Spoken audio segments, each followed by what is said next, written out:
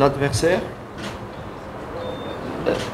uniquement parce que quand on joue 3 jours avant un match de la CAF, nous n'avons pas de solution que d'aider les joueurs à bien récupérer pour qu'ils puissent être en forme pour le match.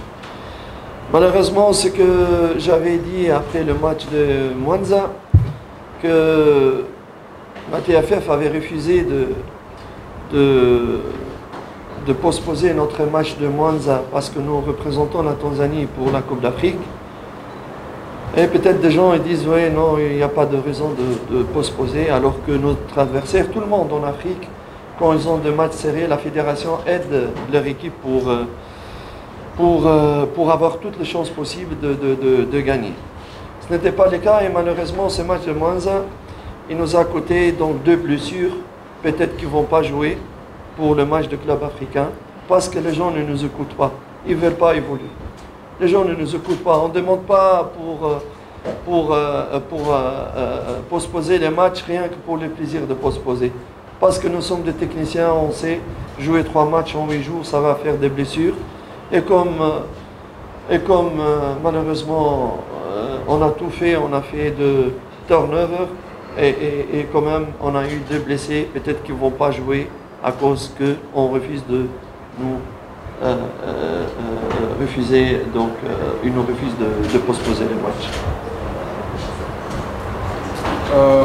Maandalizi ya mechi ya kesho tumejiandaa, hasa muda ni mchache.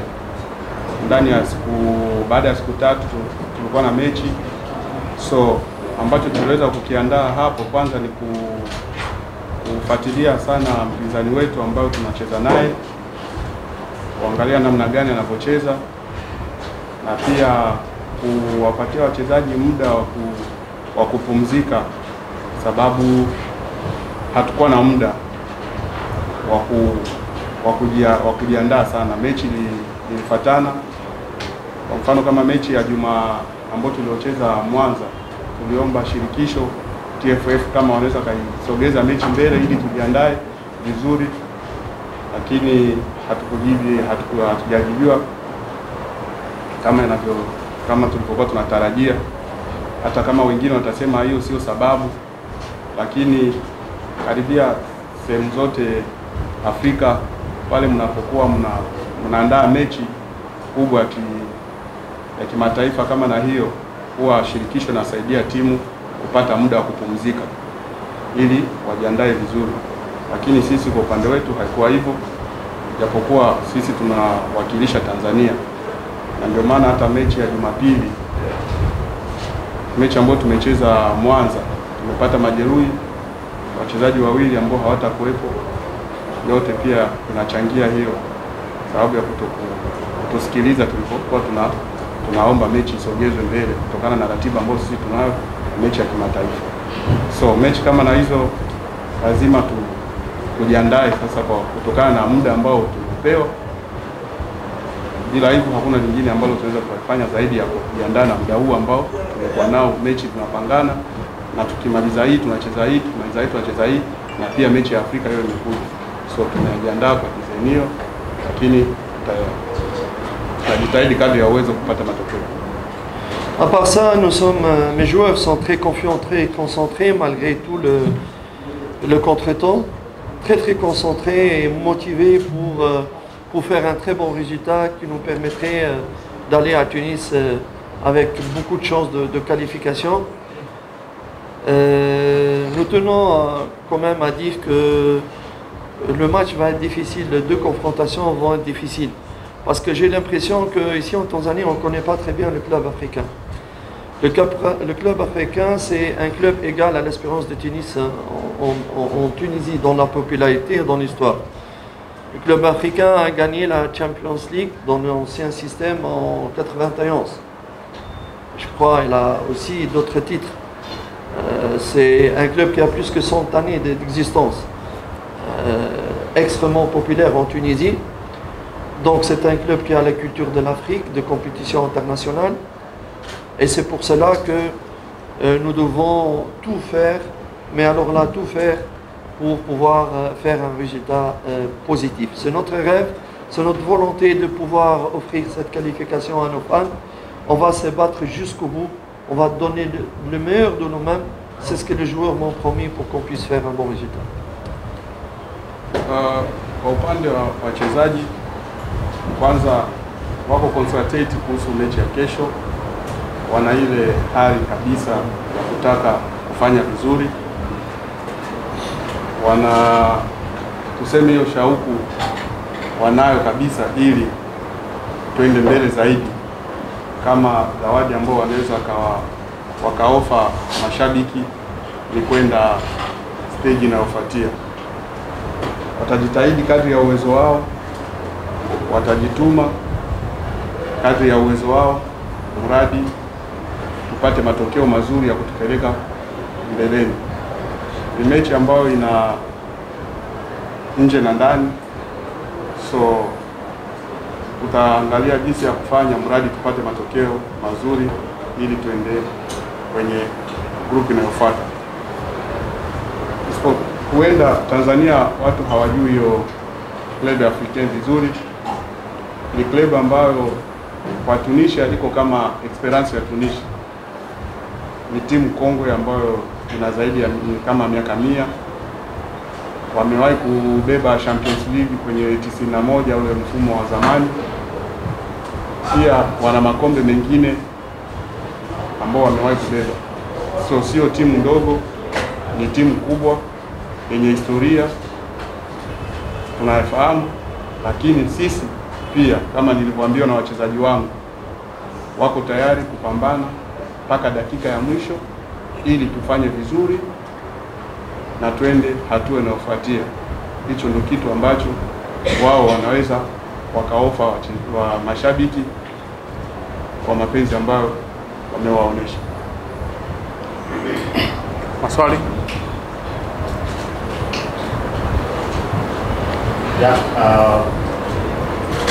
Salamu kwa kocha ni kwamba Yanga wamekuwa wakifanya vizuri sana katika huu msimu mpaka sasa hivi, lakini katika upande wa mechi za kimataifa kuna changamoto kidogo, na karibuni kumekuwa tetesi sana kocha Nabi kutoka tetesi. Actually anazungumziaje kuhusiana mchezo huu wa kesho na hatima ya kibarua chake?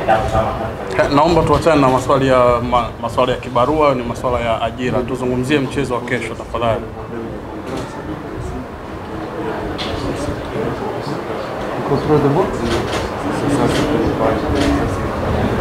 No problem, it's amical. Sorry, if you give permission, no problem. No. Tuzungumzie mchezo wa kesho tafadhali. Twende pale. Naam kocha, timu yako imepata athari kubwa sana kwa pressure ya mashabiki, hususani kwenye mechi za kimataifa. Mashabiki wao na imani kubwa sana ya magoli mengi kwenye mechi hizo, wakiamini kwamba ushindi wa magoli mengi ndio itawapa advantage ya kufuzu kwenye hatua zinazofuata. Kama timu mmepangaje kuhakikisha kwamba pressure hiyo kwa mashabiki haiathiri wachezaji wenu na wakawa wanatimiza hitaji muhimu sana la msingi la timu wa kuweza kupata matokeo na kufikiria zaidi kupata matokeo ya magoli mengi ili kuweza kukuza concentration ya wachezaji kadri ambao mechi inazidi kuendelea? Il dit ton équipe avec la pression des supporters sur les matchs de la compétition africaine, les matchs internationaux, de voir qu'ils ont besoin que l'équipe gagne, marque beaucoup de buts ici, pour que ça soit comme l'assurance de que vous partez jouer le match retour. Et si vous avez marqué beaucoup de buts ici, pour les supporters, ils trouvent que ça c'est avantageux d'être qualifié pour les matchs, d'être qualifié aux phases qui suivent. Alors, avec cette pression des supporters, est-ce que ça ne peut pas causer des années aux joueurs, ou comment vous vous préparez pour cette pression des supporters-là qui veulent que l'équipe marque beaucoup de buts à domicile pour que ça faire un résultat. résultat. D'abord, bon, La pression, moi je dis qu'il ne doit pas, ni moi avoir la pression, ni mes joueurs doivent avoir la pression. Je pense que la vraie pression, c'est la pression qu'on vit tous les citoyens, nos frères, nos mamans ici, nos sœurs. La vraie pression, c'est quand un papa il sort le matin pour travailler et il n'est pas sûr s'il doit rentrer pour apporter la tchakoula à ses enfants et tout ça. La pression, la vraie pression, quand la fin du mois arrive et que tu dois payer les loyers, mais tu n'as pas le prix des loyers pour payer à ton propriétaire. Ça, c'est la vraie pression. Nous, staff technique, joueurs, on ne doit pas avoir la pression. Nous faisons le plus beau métier du monde et nous sommes plus payés pour cela. On ne doit pas avoir la pression pour cela. La vraie pression, c'est d'assurer un tchakoula pour les enfants et pour la famille, payer son loyer, payer, aller au médecin pour avoir l'argent pour payer. Ça, c'est vraiment la pression dans la vie. C'est ça le plus important. Pour revenir pour le résultat, marquer beaucoup de buts, il faut être réaliste dans le football. Est-ce que vous croyez que l'équipe club africain, ils viennent ici, ils vont vous dire, allez-y, marquez comme vous voulez? Non. Quand vous avez des ambitions, l'adversaire aussi, il a des préparations, des ambitions, il a des millions de supporters derrière lui, il a des trucs, il va tout faire pour marquer ici ou vous empêcher de marquer. Le football, c'est pas ce que tu souhaites, c'est le réalisme, le football. C'est le réalisme. Bien sûr, notre souhait de ne pas recevoir et de marquer le maximum, mais ce n'est pas des paroles, c'est la practice. Football is practice. Understand me? It's practice. No, I have a dream. I have a dream. It's not I have a dream. Reality, realist, practice. Nawaza pressure haipo kwetu sisi kama benchi la ufundi kama wachezaji, sababu ni mpira. Mpira ni mchezo ambao kwanza anafuraha kuwa katika kazi ambayo ni kazi nzuri sana ambao watu wote huwa wanaangalia. Pressure inaweza kawa labda pale mtu anapoenda kutafuta riski asubuhi, unarudi jioni hujapata riski. Hapo lazima utakuwa na pressure, sababu watu waweza kafa na njaa, familia inaweza ikapeleka vitu kama na hivyo. Lakini mpira hata kama ni mchezo ambao hauwezi ukawa na pressure, sababu ni mchezo ambao unahitaji kujiandaa, sio ndoto. Ni mchezo ambao unaendana na vitendo. Najua wengi wanaweza kusema inabidi tuwafunge wale magoli mengi au tusifungwe goli. Ndio, ni malengo yetu wote, sababu tunataka kufuzu, tupate magoli mengi na pia tusifungwe magoli mengi. Ila wale nao pia ni timu ambao na wao pia wana mashabiki kama sisi, wamejiandaa kujua tunaenda kule kucheza mpira, tunaenda kutafuta matokeo ambayo inaweza kutufanya na sisi twende kwenye hatua nyingine. So inapotokea hivyo, sio malengo yetu kutokufanya vizuri, lakini sababu ni mchezo wa miguu, matokeo yanakuja kuwa tofauti. Isipokuwa kujiandaa ni vizuri kwenye mpira, ni kitu ambacho kinaendana na vitendo, sio ndoto wala sio kufikiria namna gani. So ndio mchezo wa mpira ulivyo. So kwa upande wetu sisi pressure hatuna, sababu ni kazi ambayo tunaijua, kazi ambayo tunaifanya na tunaipenda. Maswali, naomba tukae kwenye mchezo wa kesho. Kishai,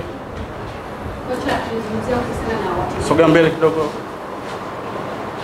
Anataja tu idadi ya wachezaji ambao waliingia kule Mwanza, lakini hajatuambia ni nani na nani. Pia tungependa kufahamu wachezaji gani ambao huenda kwa kosa wa mchezo na sababu nzima. Tu as parlé de deux joueurs qui étaient blessés là-bas à Mwanza, mais est-ce qu'il y a encore d'autres joueurs qui ne seront pas partis du match de demain? Et quels sont ces joueurs? Et qu'est-ce qui sera la raison de leur absence pour le match de demain?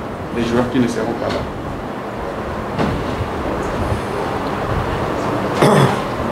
Comme vous avez vu, le match de Mwanza, j'avais vraiment regretté l'absence de Clement parce qu'il a le devoir de représenter Taifa Tanzania au Soudan. C'était l'occasion de lui donner sa chance parce que c'est un grand joueur très prometteur ici pour Yanga et pour la Tanzanie. Espérons que je pourrai les récupérer pour le match retour en Tunisie. Par rapport aux joueurs absents, on a des joueurs qui sont blessés à cause de la fatigue au match de Mwanza. On espère toujours de récupérer, mais Samani, je ne peux pas donner de nom parce qu'on nous sommes très suivis par nos adversaires et je ne vais pas donner à ce niveau-là de nom. On verra demain, d'ici demain. Kwanza kwenye mechi ya Mwanza nilikuwa na masikitiko kumkosa Clement ambaye alienda kuwakilisha under 23 ya taifa huko Sudan. Nilikuwa nahitaji kuwepo naye kutokana na jinsi mechi zimefatana, lakini ndio hivyo, sikuwa naye. Naanza kwenye mechi ya marudiano naweza nikawa naye pia kwenye kikosi. Ni mchezaji mzuri ambaye pia ana mchango mkubwa, angetusaidia kutokana na jinsi mechi zinavyofuatana. Kuhusu wachezaji ambao wameumia na hawatakuwepo, siwezi nikawataja sababu huwa tunafuatiliwa na wapinzani wetu, wanatufuatilia kabisa. Wanaweza kataka wajue ni mchezaji yupi yule ambaye hatakuwepo na sababu ni nini. So tutaangalia tu kwenye mechi kesho itakuwaje nani ambaye hatakuwepo.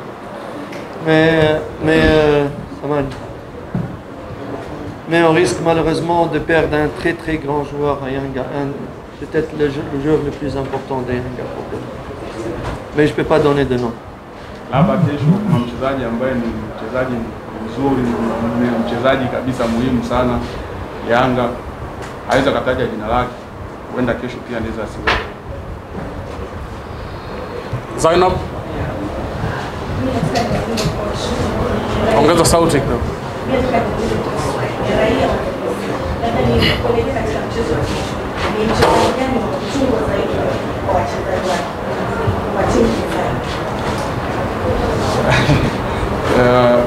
Elle dit, tu es le citoyen tu es le citoyen de la Tunisie et puis aussi tu connais bien l'équipe, club africain. Alors, quel est le joueur clé de cette équipe-là à qui il faut vraiment être vigilant de lui?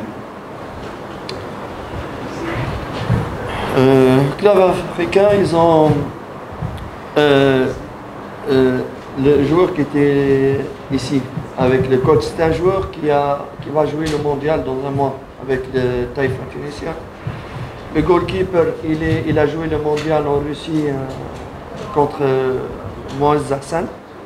Ils ont aussi d'autres joueurs dans le jeu, mais ils ont aussi un joueur, un jeune, 20 ans, c'est la star qui monte en Tunisie, qui s'est blessé avec le U20 tunisien contre le Congo il y a 2 jours, mais qui serait là, je crois, dans le match de retour. Ils ont 1 ou 2 absents, mais ils ont vraiment de très bons joueurs d'expérience et de jeunes joueurs. C'est un mix de joueurs d'expérience et de jeunes joueurs.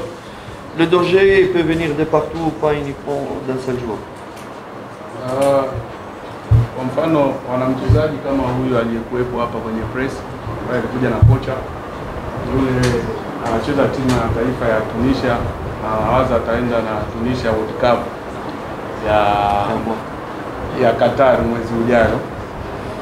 Kisha kuna goalkeeper wao ambaye amewahi enda na Tunisia kwenye World Cup kwa Ujerumani miaka mingapi iliyopita,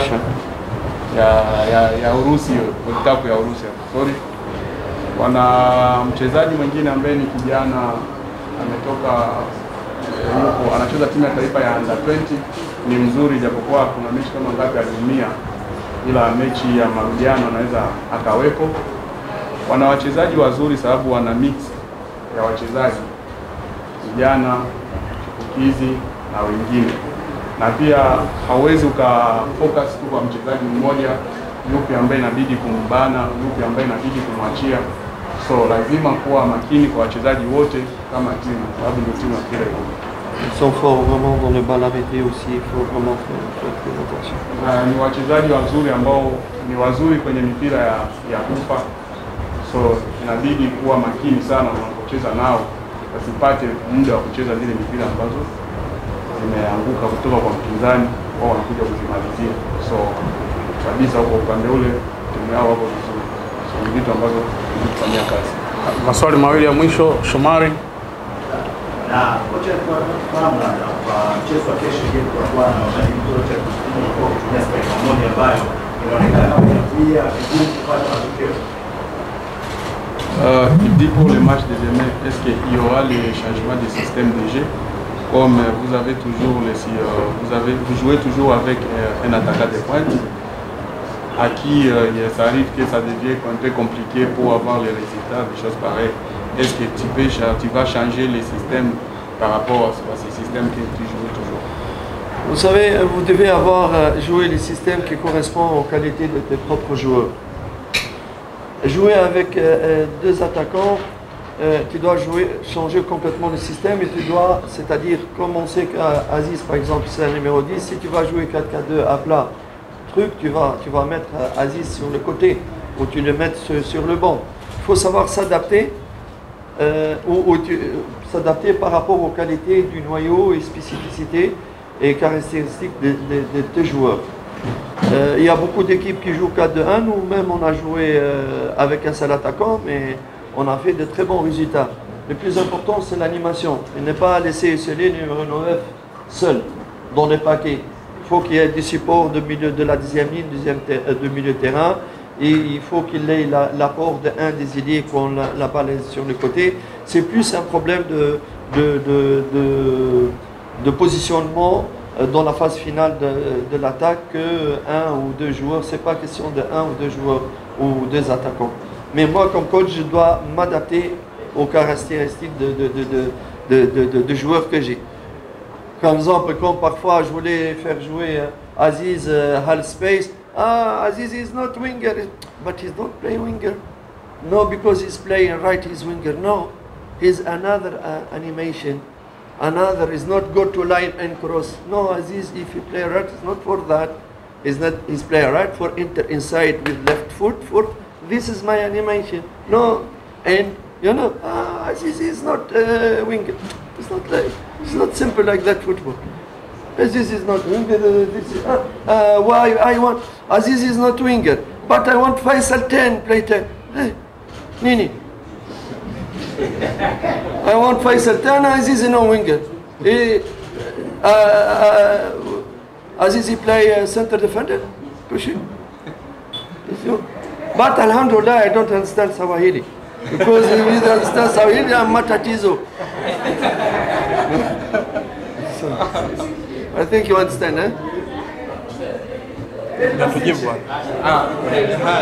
Kutokana unajua kubadilisha mfumo inabidi kuadapt na wachezaji ambao unao.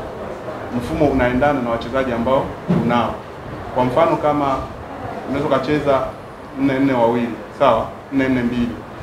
Katika hizo 4-4-2, sawa? Ina maana pale kuna baadhi ya wachezaji ambao hawatakuwepo. Kwa mfano kama hivi unapocheza na mastreka wawili, ina maana mawingo na waua. Wale mawingo wanakuwa hawatakuwepo. Labda utamchukua Aziz unampeleka ili acheze kwenye huo mfumo, unamrudisha kati. Unaelewa? Unamrudisha kati.